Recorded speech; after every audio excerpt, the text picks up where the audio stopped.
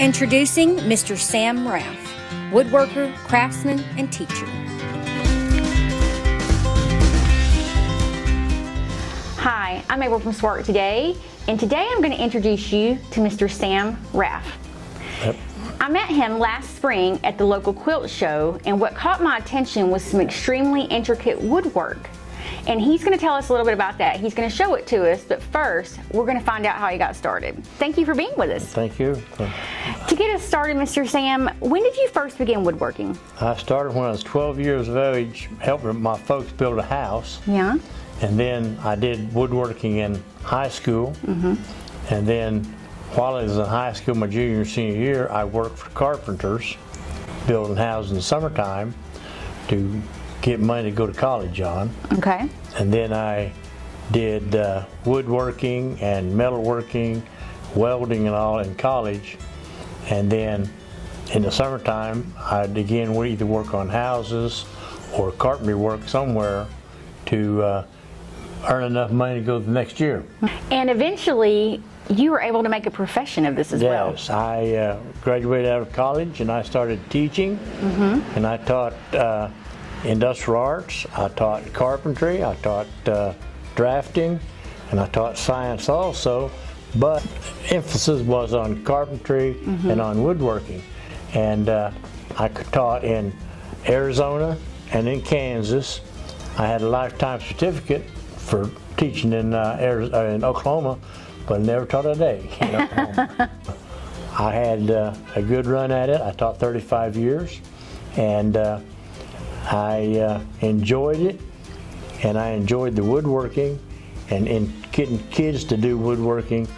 They may not want to do it for a living, but it's a good hobby.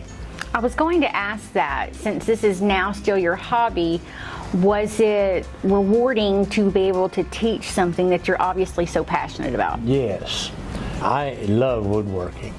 I love doing a lot of other things, but woodworking has been my love all my life. Well, with your woodworking, what are some of your most and you're going to show us in a minute, but what are some of your most popular pieces when it comes to selling them or giving them away? I know I've met you at a show and you've done others. It depends on the audience you're looking for.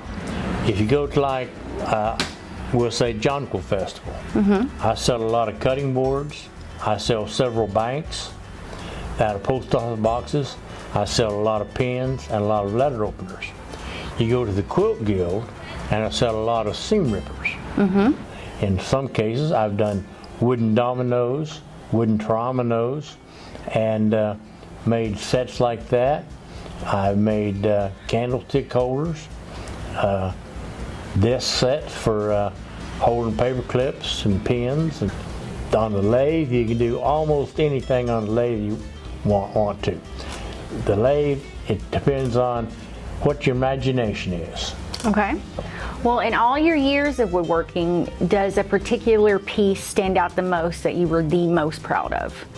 I would say some one-piece boxes that turn, that's got a lid fitting with a vacuum fit type deal is good. I've done grandfather clocks and wall clocks, regulator clocks, and some of those have been fantastic.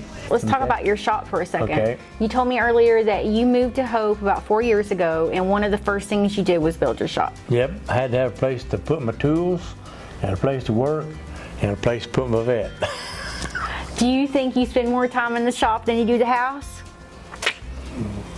During the daytime, a lot of times, yes. I'd rather be either in the shop or outside rather than sitting in the house. To me, I don't know how people can sit in a house all day long.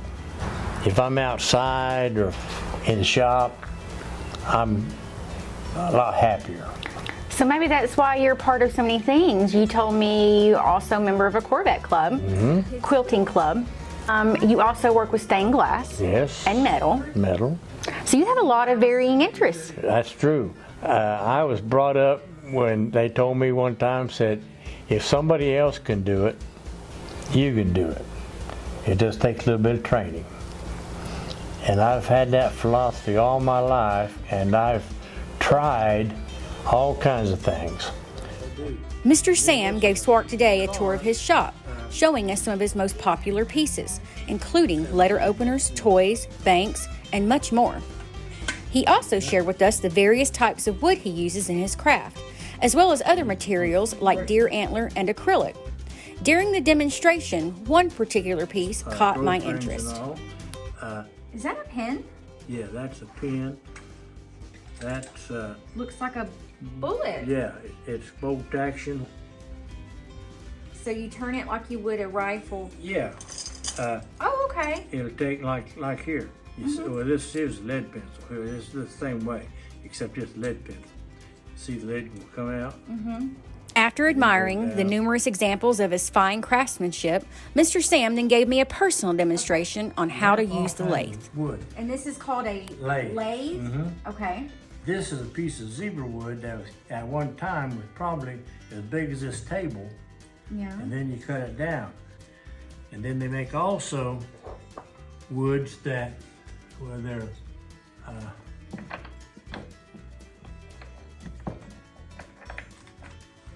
like this here is spalted maple. It's almost to the part of being rotten. And right now, if you turn that, if you're real careful, it will take and turn.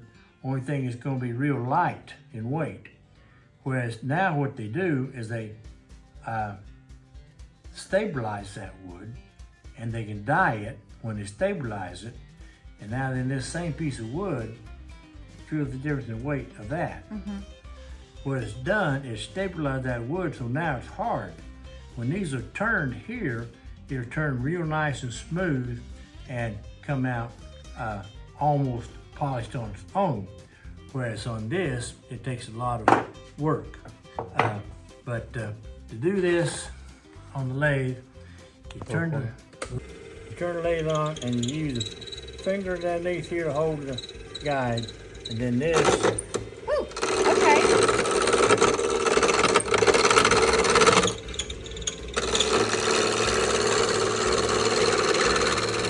Guiding here, your thumb up here on top of this is what adjusts it in to how much you're going to take and do it. Okay. So, You mean let me try? yeah, I'll let you try. Let me, Okay. Let me get out of the way. okay. So, All right. put my finger right Yeah, here. you're going to put your finger there, and then go on top of that one, and then you're going to take and use your thumb, which will help regulate this into it. And just go down. Yeah, and just go down through there. Ooh. You gotta hold it down kind of hard, Yeah, don't you? yeah. Okay, hold it. Yeah. Oh. Okay. And then right now, you see it's almost round in this area.